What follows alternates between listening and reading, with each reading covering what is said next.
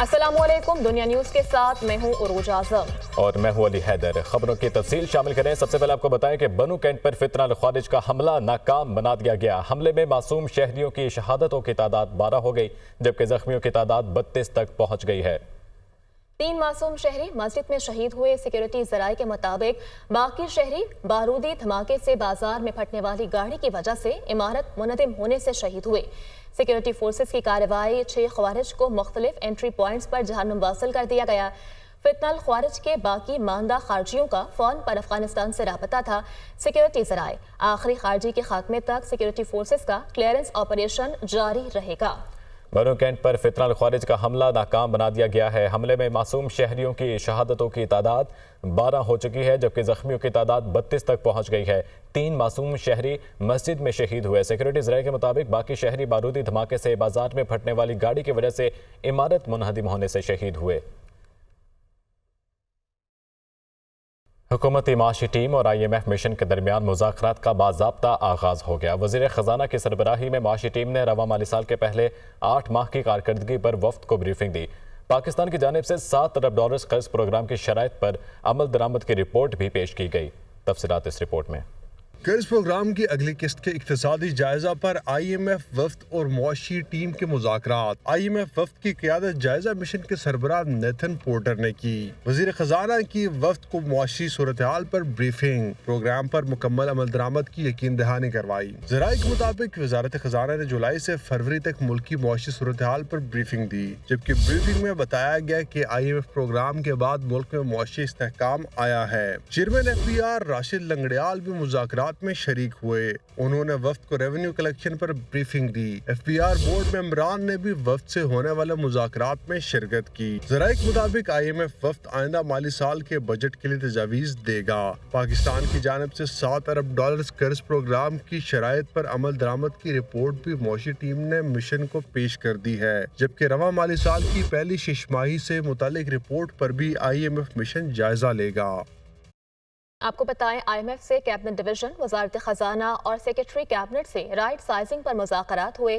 اخراجات میں کمی کے لیے رائٹ سائزنگ اقدامات پر بروقت عمل درآمد کیا جائے۔ IMF کا مطالبہ، ریونیو شارٹ فال پر کوئی گنجائش نہیں، آئندہ سہ ماہی میں شارٹ فال پورا کیا جائے۔ IMF نے آئندہ سہ ماہی میں ریونیو شارٹ فال پورا کرنے کے لیے پلان طلب کر لیا۔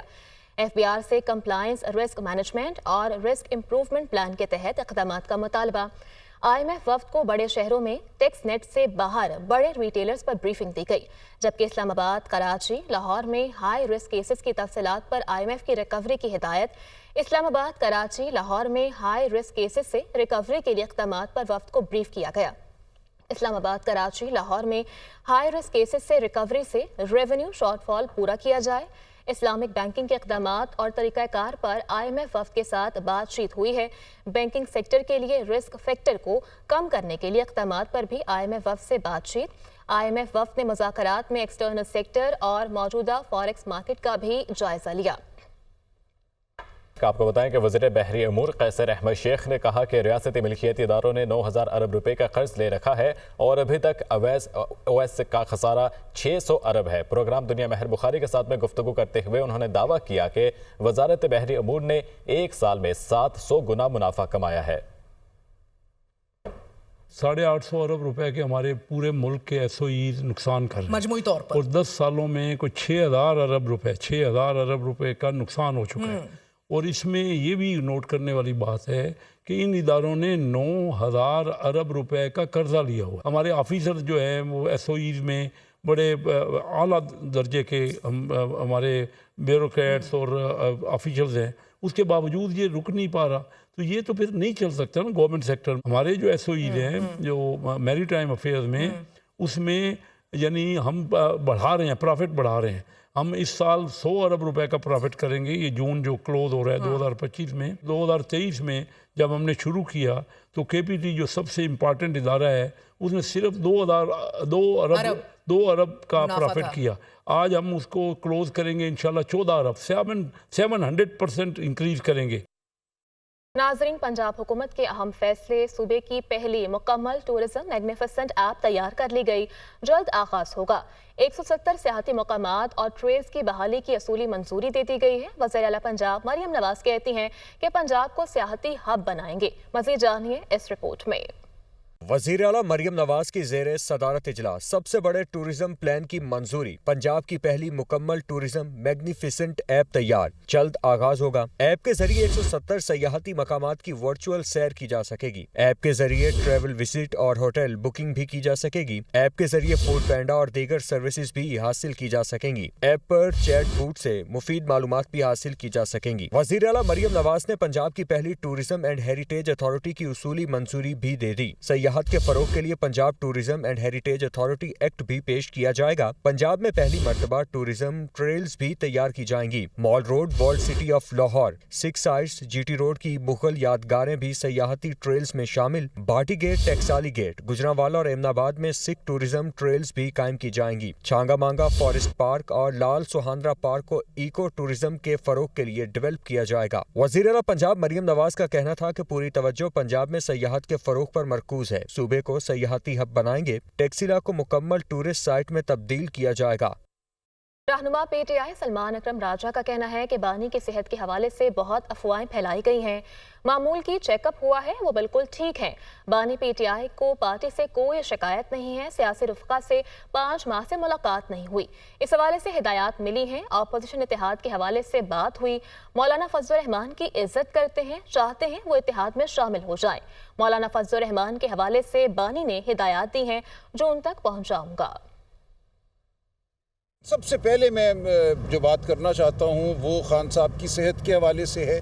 लेकिन बहुत अफवाहें फैलाई गई हैं पिछले चंद दिनों से कि उनकी सेहत ठीक नहीं है। ऐसा कुछ नहीं है, उनकी सेहत बिल्कुल ठीक है। मामूल का एक चेकअप हुआ है। जवाब हमने कैसे देना है उस हवाले से भी उन्होंने हिदायत दी हैं। उनको बिल्कुल अपनी पार्टी से कोई शिकायत नहीं है। सियासी में उनके जो रुफ़का हैं उनसे 5 महीनों से मुलाकात नहीं हो सकी। इसमें हुई है मेरी बात इत्तेहाद के हवाले से, अलायंस के मामलात के हवाले से। मौलाना फजल रहमान साहब की हम इज़्ज़त करते हैं, हम चाहते हैं कि वो इस अलायंस का हिस्सा हों। उनसे क्या गुफ्तगू करनी है वो खान साहब ने हिदायत दी हैं। इंशाअल्लाह हम मुस्बत अंदाज में आगे चलेंगे। बैनुल-अक़वामी दुनिया से खबर दें कि ट्रंप इंतजामिया ने वफाकी असासों के निजकारी की तजवीज़ दे दी है। नीलाम होने वाले असासों में महकमा इंसाफ और वफाकी एजेंसी FBI का हेडक्वार्टर शामिल। अमरीकी मीडिया के मुताबिक फ़रोख्त होने वाले वफाकी असासों की तादाद 443 है। ट्रंप इंतजामिया की जानिब से वफाकी असासों की निजकारी की तजवीज़ दी गई है। नीलाम होने वाले असासों में महकमा इंसाफ और वफाकी एजेंसी FBI का हेडक्वार्टर शामिल है। अमरीकी मीडिया के मुताबिक फ़रोख्त होने वाले वफाकी असासों की तादाद 443 है। आपको बताएं कि मिस्र में जारी काहिरा अरब समिट ने फ़लस्तीनियों की बेदखली मुस्तरद कर दी है। गजा की तामीर नौ के लिए $53 अरब लागत आएगी। काहिरा अरब समिट पर हमास ने रद्द-ए-अमल में कहा कि मिस्र में अरब समिट का खैर मकदम करते हैं। फ़लस्तीन में इंतखाबात की तजवीज़ खुशाइंद है। हमास ने गजा के लिए पोस्ट वॉर कमेटी मस्बत पेशरफ्त करार दे दी। गजा की तामीर नौ के लिए मिस्री मंसूबे की हिमायत करते हैं। हमास कनाडा अमेरिका के आगे नहीं झुकेगा, हम पुरअमन रहते हुए अमेरिका का मुकाबला करेंगे।